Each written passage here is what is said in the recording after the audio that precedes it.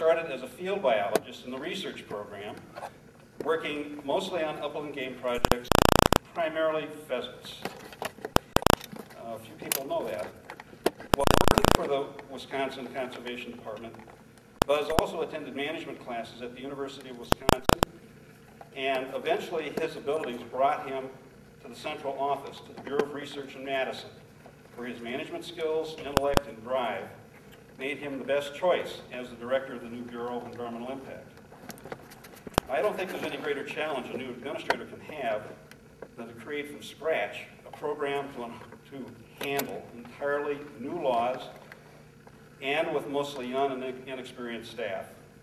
But that was the job Buzz had, and because of his understanding of the environment, his insight, professionalism, and vision, he did the job superbly. All these characteristics and more were required as Buzz navigated the administrative, technical, and legal minefields that had been placed before him. In tackling the many challenges Buzz faced, he set up liaisons with key state agencies like the Department of Transportation. He did this primarily to ensure timely decisions were made regarding necessary public works projects. He established relationships with major utilities and helped make far-reaching decisions on power plant and transmission line siting. DNR's regulatory reach brought Buzz into contact with private companies, large and small, mining companies, major paper companies, all the way to local cheese factory operations. This aspect of the program involved Buzz in a suite of private projects, many of which involved opposition from local citizens and organized groups. Yet throughout these controversies, Buzz was able to maintain a professional and practical approach which earned him a reputation for fairness and honesty, and the environment was better off for his efforts. Along the way, Buzz had to find, train, and direct a small staff of people who, like me, were mostly inexperienced and who had training in one narrow aspect of conservation. He became for us a mentor, a teacher, as well as a boss, and he helped us develop the capability to assess all aspects of the environment, as well as the needs of the people who depend on that environment. These are skills he carried, of course, into his job as administrator of the Division of Resource Management and later as secretary. Throughout his career, Buzz always took time to talk with staff and to help them become better at their jobs. He provided the tools and support they needed to do the best job possible. But Buzz was a principled man who had high standards. He gave his staff great freedom and allowed them to do the work that needed to be done, but he insisted that we keep our focus on the purposes for which the agency was created. He insisted that we understand ecological principles and to use the best science available. He insisted that we be professional at all times. He reminded us constantly that our credibility was the most important asset we had, and it was almost impossible to get it back if we lost it. He told us that we worked for the people of the state of Wisconsin, and our duty was to them and to future generations. He also told us never to call him Carol. I don't think Buzz ever changed his basic principles or his insistence that DNR staff maintain the highest level of professionalism. It was his dedication to principled professionalism which, in my mind, was the reason Buzz was chosen as secretary, and a reason he was so successful in all the endeavors that he undertook. Buzz was, of course, human. One thing almost everybody remembers about Buzz is that he loved to tell jokes, although not always good jokes. His sense of humor was one of the aspects of his personality that helped carry him through some of the most contentious situations you can imagine. He was also one of those people who were determined to see things through and tried very hard to get the right result. There was one case that sticks out in my mind where the department had tried to purchase a key parcel of land from a reluctant landowner. Now, it is not often that the purchase of a specific piece of land is so important, but this was one of those times. After repeated staff attempts to reach a deal with the landowner, Buzz became directly involved, even though he was secretary at the time. He met personally with the landowner in an attempt to find common ground on the sale. The owner by this time had lots of experience with DNR staff trying to convince him to sell his land to the state. But despite all of that, he was always courteous. And as they sat around the kitchen table after being introduced to Buzz, he asked Buzz what he wanted to drink. Buzz in turn asked the landowner what he was drinking. "Why, I always drink vinegar and water," was the reply. Buzz said, "Well, I'll have the same." 3 glasses of vinegar and water later, the deal was reached. Now that was Buzz. I also remember very well when the Bureau was growing and we had to jam new staff into a very small space out in the hallway. Now next to the space were about 30 full-size filing cabinets that held the Bureau's records along with historic data from the old river survey. And next to that was a large space used by a single person who was part of another program.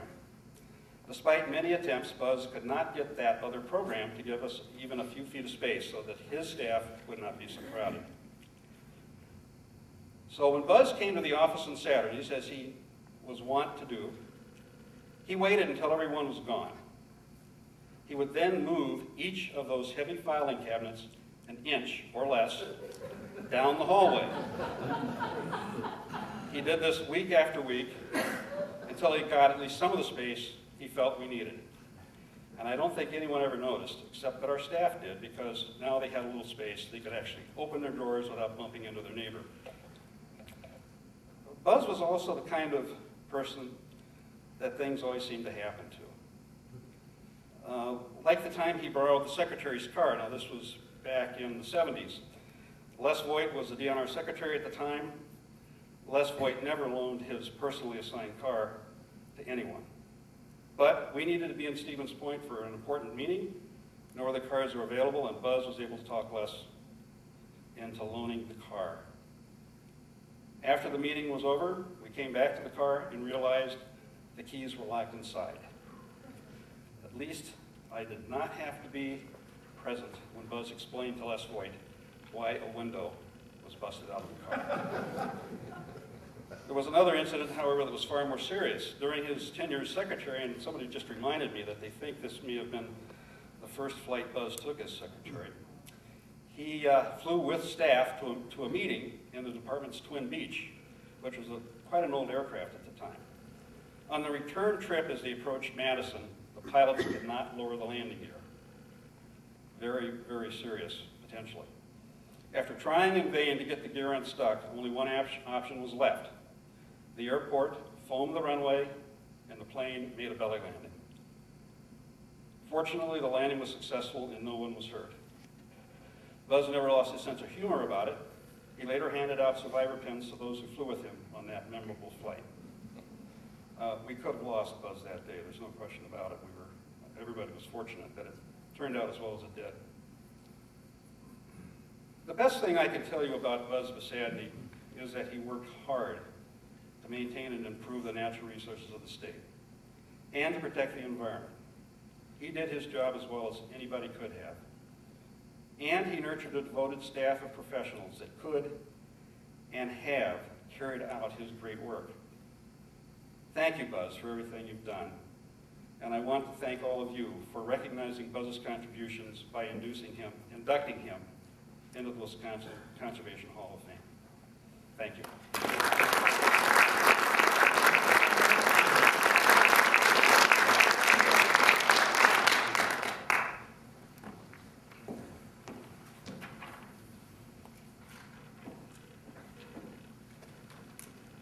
An inauspicious beginning. Paul Hayes, writing for the Milwaukee Journal, called him Father Nature. Governor Lee Sherman Dreyfus called him a bureaucrat in the best professional sense. Pete Helland and the Natural Resources Board called him a resource management professional's professional. And the Conservation Congress called him the ultimate professional. When Buzz Besadny retired from the Wisconsin Department of Natural Resources in 1992, he had served as its secretary for 12 years. As you just learned, those 12 years as secretary capped a career of exemplary professional service to the department, the citizens of Wisconsin, and the state's natural resources. Throughout his life, Buzz earned many titles: researcher, manager, director, administrator, president, commissioner, secretary, board member, chief, boss, church elder, thorough professional, giant, hero, leader, storyteller, inspiration, guiding light, father figure, buzzer, teller of many and often bad jokes, mentor, and friend. It was my privilege to serve as Buzz's executive assistant at DNR for 11 of his 12 years as secretary. And from that vantage point, I witnessed daily and at close hand his extraordinary dedication to both the natural resources and the people of the state of Wisconsin. And I saw the love and loyalty he earned from the people with whom he worked. Buzz's professional accomplishments are legion and too many to list. Wisconsin's groundwater law is emulated nationally. The stewardship program protects our natural resources and expands the recreational lands available throughout the state. Turkeys were reintroduced to the state. You didn't know that we didn't have turkeys for a while, did you? And the Hunter's Choice Deer program was begun under Buzz's leadership. Wisconsin took the lead nationally in adopting regulations to reduce toxic materials in the air and water. Buzz's quiet determination led the way in the state's purchase of the Chippewa flowage. The Lower Wisconsin Riverway was established during his tenure, and the Chippewa Treaty issues moved from confrontation to boat launches to calm, controlled exercise of rights, with the exemplary assistance of a succeeding Secretary of Natural Resources, George Meyer. Buzz would be the first to say he did none of this alone. He believed in and worked hard to create partnerships. He reached out to the business, agricultural, and environmental communities in the writing and adoption of administrative rules. He sought new and different techniques for meaningful public participation in natural resources decision-making. On the international front, Buzz pioneered a cooperative agreement with the Environment Ministry of the Canadian province of Quebec, in the belief that we had much in common and much to learn from each other. His knowledge and skills were tapped to represent the United States in travels to China, Kenya, Germany, France, and the Soviet Union. And yet Buzz never forgot who he was, nor where he came from. As his staff, we loved him for what he did, for the vision he showed, and the places he led us. But we loved him more for who he was. Buzz was a funny man. He would get this twinkle in his eye, and you could tell that there was a story or joke on its way. We'd sort of grab hold and wait to see what was coming. He had a joke about the man who went in to buy a new suit, which really didn't fit. By the time the salesman had shown him how to hold one sleeve to make it longer and the other to make it shorter and deal with the legs that were too long and too short, Buzz would be in this sort of pretzel shape that only he could emulate. And, you know, we were all on the floor laughing. One story that Buzz particularly loved to tell was the time that he and Tony Earl were on the way to the governor's fishing opener. He was the secretary, and Tony was governor at the time. On their way, they stopped at a tavern. Imagine that. For a quick lunch and a beer, or maybe two. And as you might expect, they struck up a conversation with two women who were there having lunch. One of the women turned to Buzz and Tony and asked, "What do you guys do for a living?" "Well," Buzz said, "I'm the secretary of DNR, and this is my friend, the governor." The woman looked at him. She looked at Tony.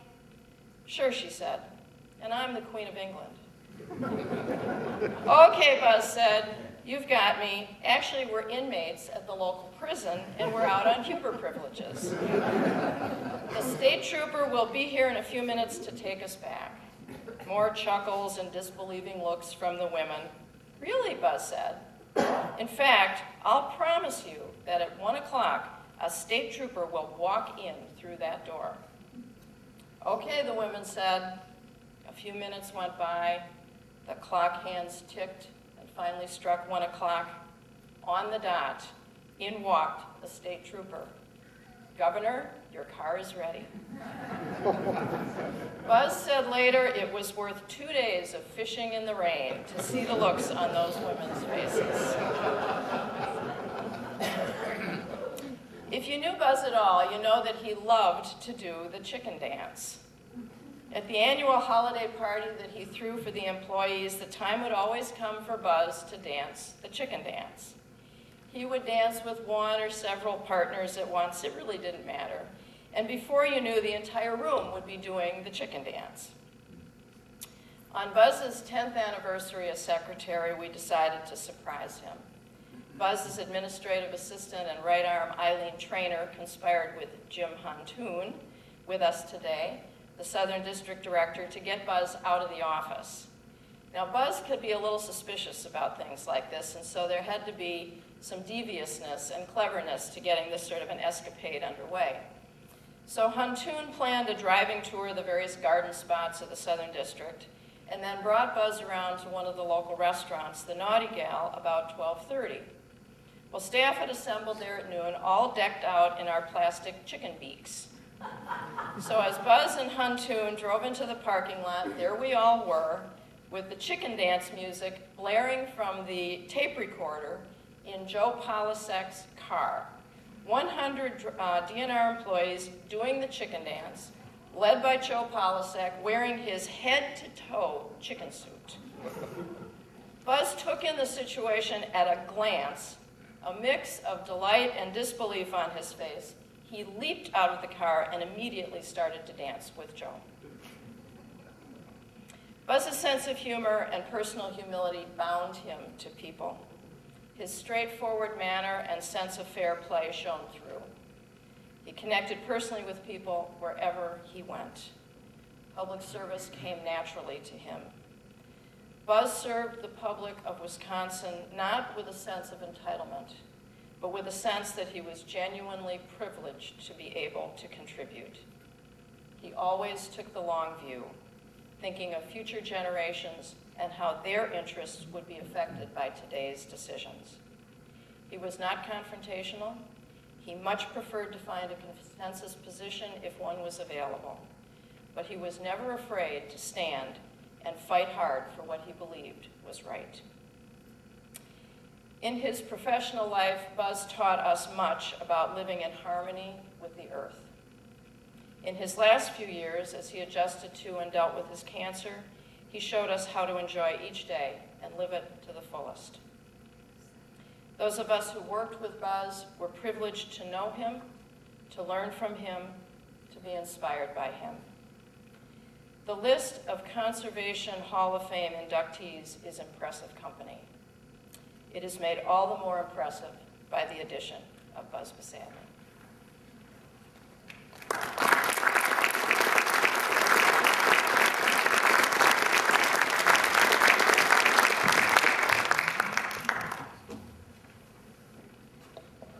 Well, it's always my pleasure to be here at Century and to be with this distinguished group to honor those inductees to the Wisconsin Conservation Hall of Fame. And I'll read this citation by the legislature.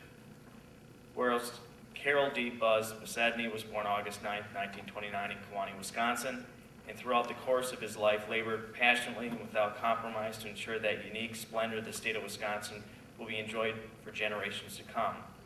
And Carroll earned a Bachelor of Science degree in biology in 1951 and a Master of Science degree in wildlife management in 1959, both from the University of Wisconsin-Madison. And Carroll joined the Wisconsin Department of Natural Resources in 1952, an organization that he would devote his career to bettering, and was appointed as Secretary of the Department of Natural Resources in 1980, a post he would hold until his retirement in 1993. during which time he was notably responsible for, among other things, the successful implementation of the Clean Water Act, making Wisconsin the first state to meet nationwide fishable and swimmable standards. Think about that.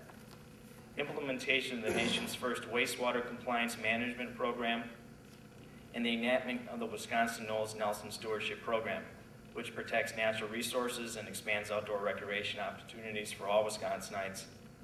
And Carol received a number of prestigious awards and accolades during the course of his professional career, including the Environmentalist of the Year from the College of Natural Resources at the University of Wisconsin-Stevens Point in 1986, the first Centennial Award from the College of Letters and Science at the University of Wisconsin-Madison in 1989, an appointment to the Great Lakes Fishery Commission by President George H.W. Bush in 1990.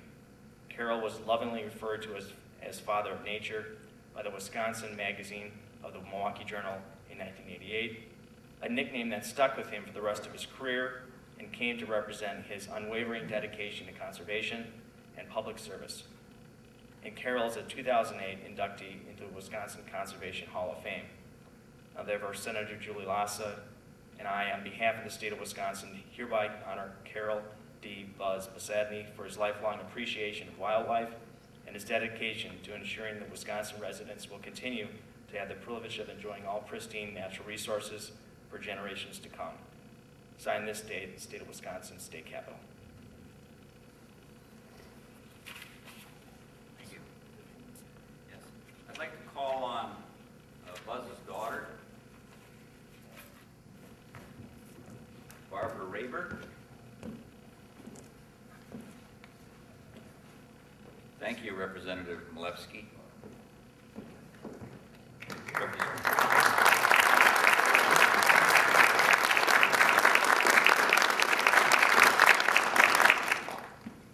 Why don't you come over here and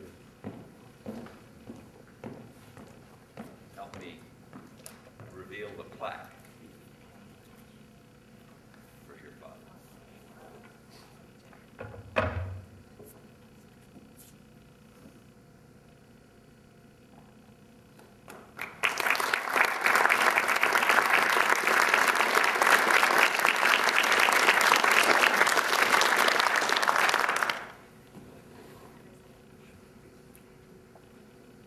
Thank you very much. Good morning. I'm Barb Raber. I'm one of the 4 Besadny children. On behalf of my dad, I would like to thank the Wisconsin Conservation Hall of Fame for this exceptional honor. He would be so pleased to be recognized by all of you for his work in conservation and to be remembered along with such a distinguished group of former inductees, some of whom I had the privilege of meeting at one time or another. And let me extend my congratulations from our family to the families of Dad's fellow inductees today, Mr. Mel Cohey and Mr. Paul Houston. I'd like to take just a moment to introduce to you the other members of our family who were able to be here today on this happy occasion. My mother, Barbara, is sitting with my sister, Jean, and her husband, Andy, my husband, Larry, and Dad's cousin, Roy, and his wife, Charlotte. It was very nice to have you.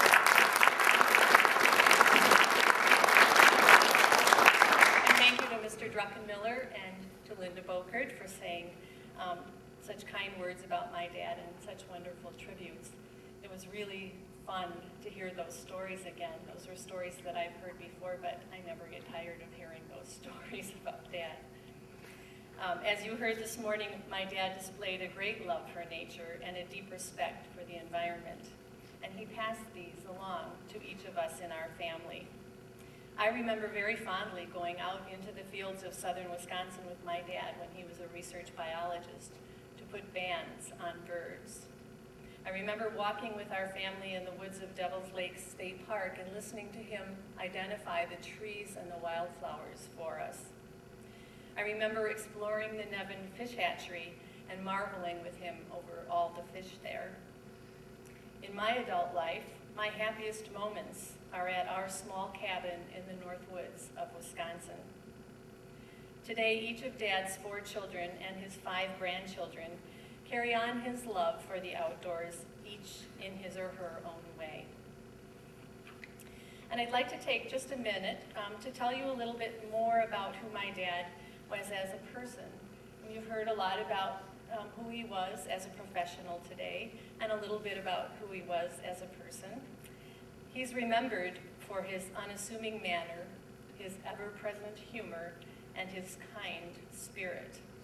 He loved his family, and he was a devoted grandfather. My 18-year-old niece tells us how he tirelessly and lovingly played ice cream store with her when she was a preschooler. My dad loved his house, the house he lived in for most of his adult life. His yard, which he never would let anyone else mow. His gardens, both flower and vegetable. I have perennials in my garden and garden stones from his garden. My dad loved reading, especially mysteries, and I have a list that he made for himself of the mysteries he had read. He sure didn't like to come home from the library to realize he'd already read that particular book. Dad volunteered at our neighborhood library, maybe just to be close to the books, but he certainly also enjoyed the camaraderie there. And as you've heard from every speaker this morning, my dad loved jokes. He was active in his church, in the Boy Scouts, in the Madison Theater Guild. He left us too soon in 1999, and we, his family, appreciate this opportunity to let his spirit live on at the Wisconsin Conservation Hall of Fame. We thank you all so much for honoring him in this way.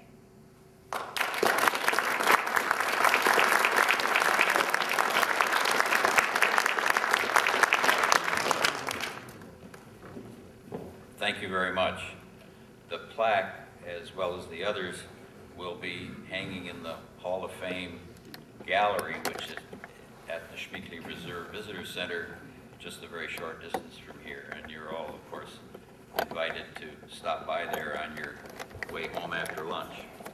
Be here to celebrate Mel Coey and the other recipients who are outstanding resource conservationists in the history of the state of Wisconsin.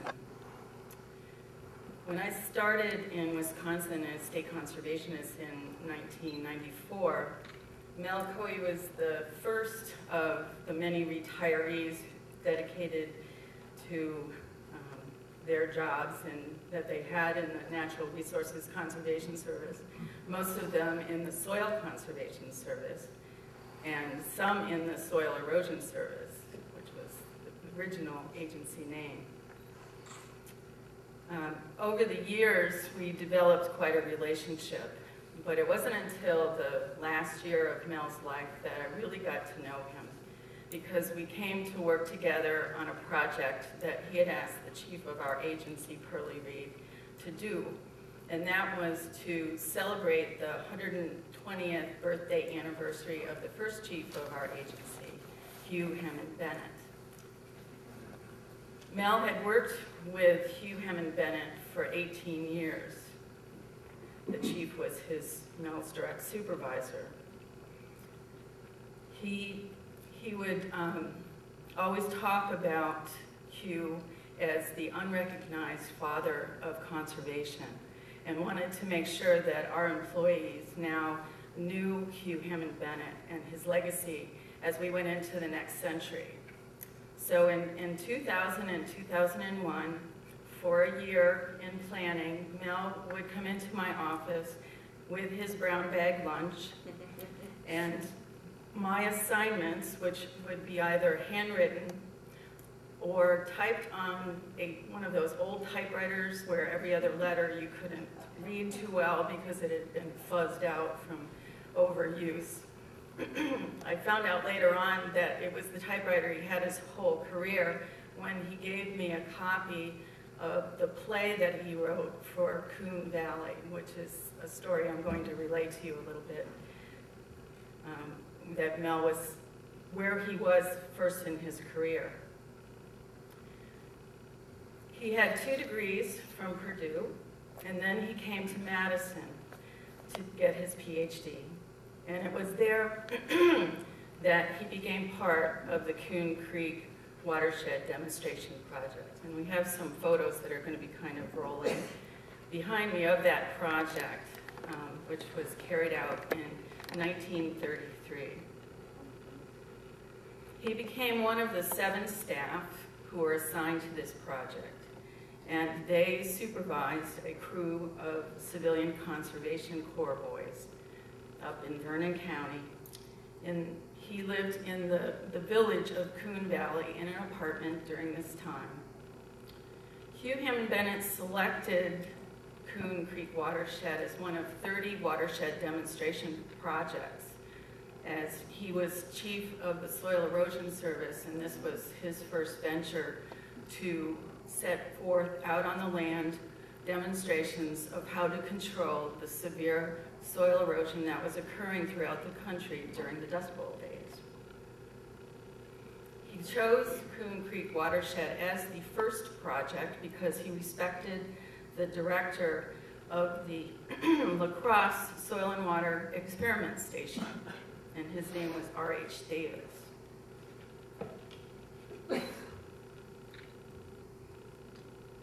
Mel's existence in Coon Valley was well known. They ended up changing the whole character of that village and of that watershed. He even went out with his cohorts in the evening when the farmers weren't signing up for these federal programs. They were very suspicious at that time. Many still are. They went out with a battery-powered projector and put on a play that he wrote, as I said, on his little typewriter called Old Man Erosion. And Mel was the conservationist, and they had others as Old Man Erosion, and acted out this play to show the landowners, and in the play, Farmer Brown, how soil and water conservation was in their best interest in terms of the viability of their farms. So they managed to get 462 landowners in the Coon Creek watershed to sign up for this program. They completed this project in 2 years, and it was a huge success. Bill Berry wrote in a column last Tuesday in the Cap Times, "Everything is interconnected." Mel is being inducted here in the Conservation Hall of Fame, as next Friday we will be celebrating the 75th anniversary of the Coon Creek watershed. Here he joins many of the cohorts that were great conservationists back in his heyday in the Coon Valley watershed, including Aldo Leopold, who worked with Mel in the Coon Creek watershed along with 2 of his sons. He was actually instrumental later on when Mel developed what he called the Complete Farm Conservation Plan, and it was to address all resources on the farm.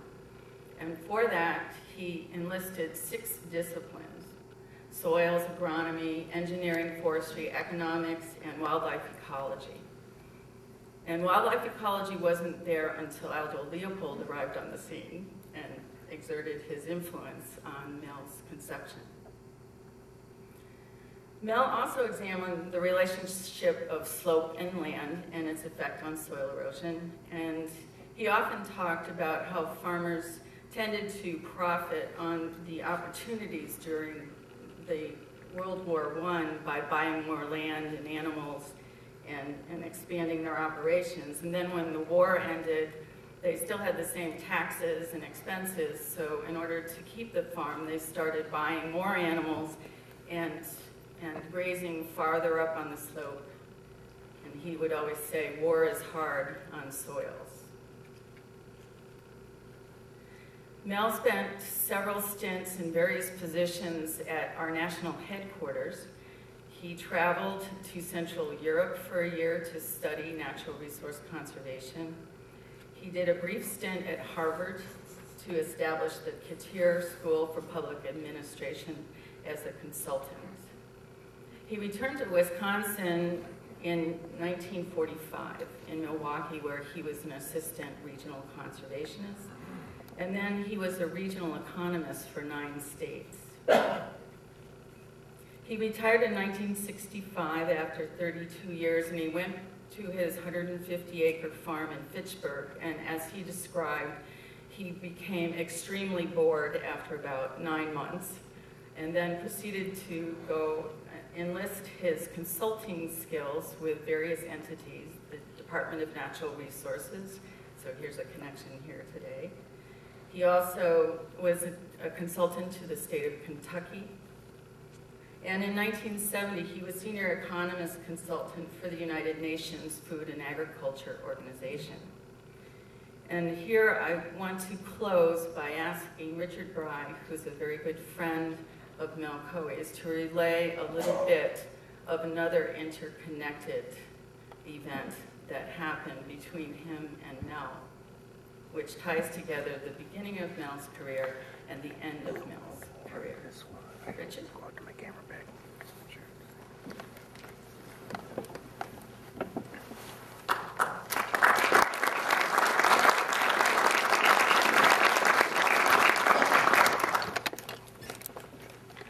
Thank you, Pat. My name is Richard Bry.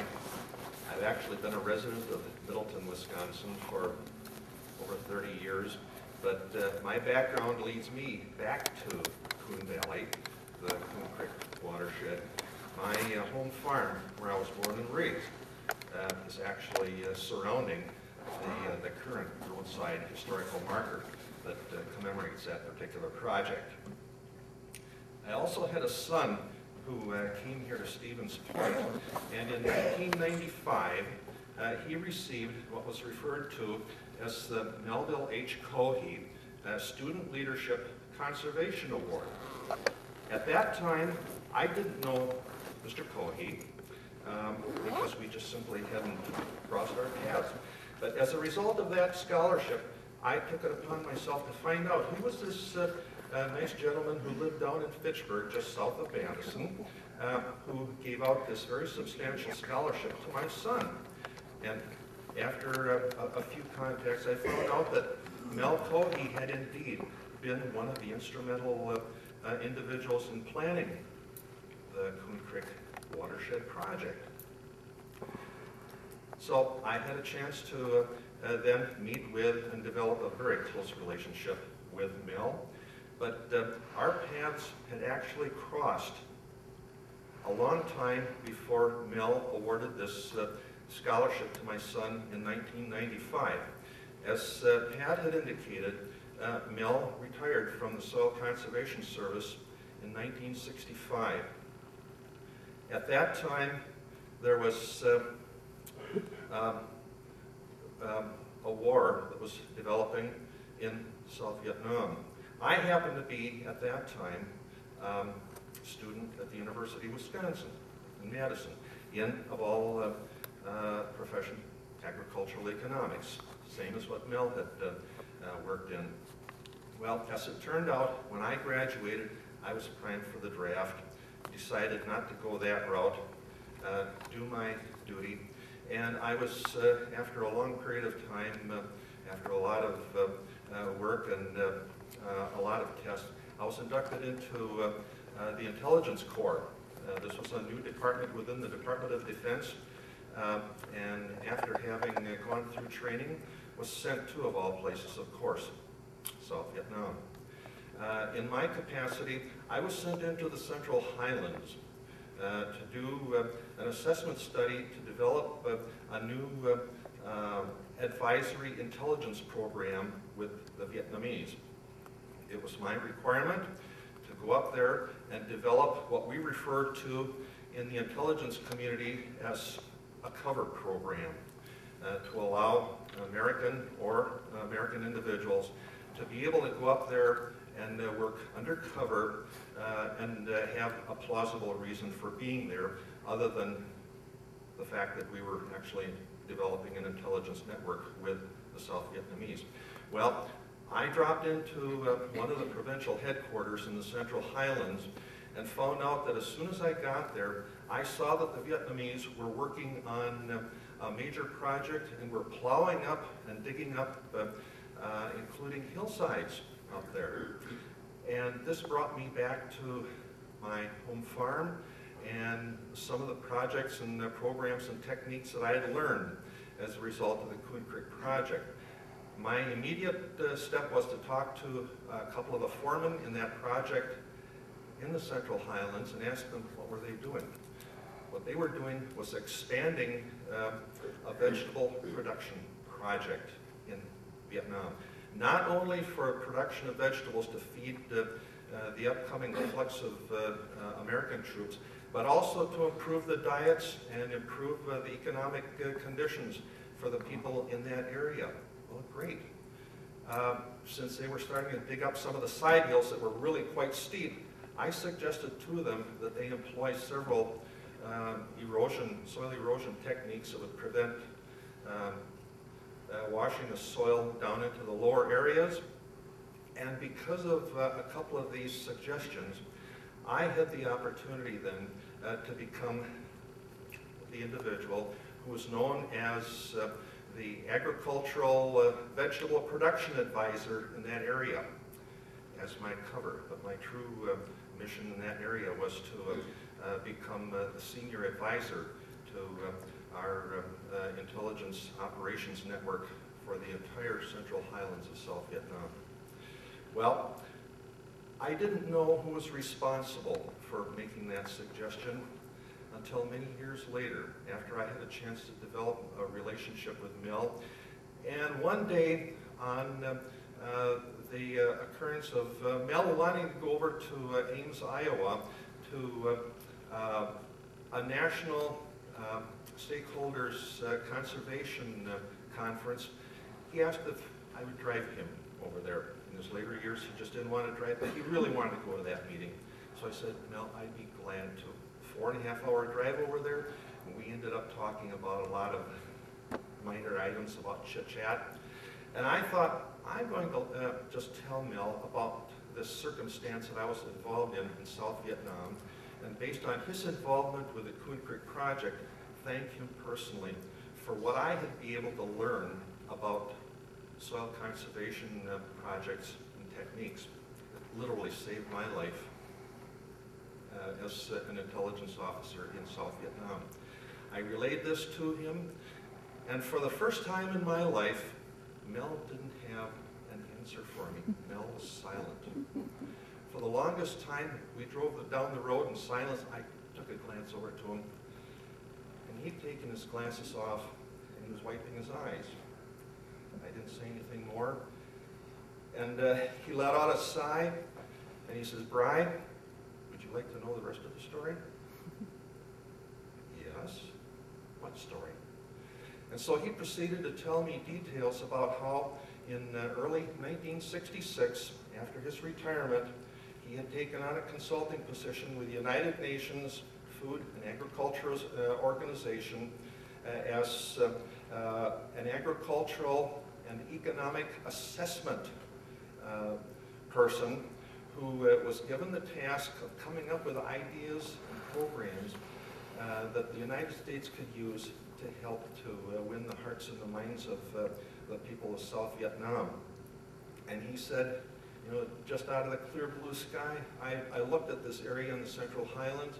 I found that the climate, the soils, the need for additional work for the people living there, and the fact that it was just ideal for vegetable production, I suggested that they try growing vegetables. Actually, what they had to do is give the American troops fresh vegetables. It would improve the diet for the South Vietnamese, and it would free up a lot of room for planes and ships hauling supplies over halfway around the world. Well, little did I know that at that time, Mel was responsible for the program and the practice that I was able to use for cover in South Vietnam many years prior, but we had a chance to share those memories after I had a chance to meet him. And it's my privilege to be able to come and relay this bit of personal information to you. I'd like to extend my personal thanks and my son, Dr. Christopher R. Bry, professor of applied soils physics at the University of Arkansas in Fayetteville. I'd like to relay his thanks to the Wisconsin Conservation Hall of Fame for inducting Mel in this very, very prestigious ceremony today. Thank you very much. The testimony.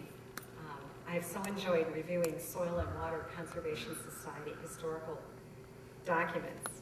And as a result of doing this, I've come away with a greater appreciation of the founders of our society and a greater appreciation of the work that has been accomplished since they instilled in us the vision to advance the science and art of good land use. In the next few minutes I have to share with you, I hope to inspire in you a greater appreciation too.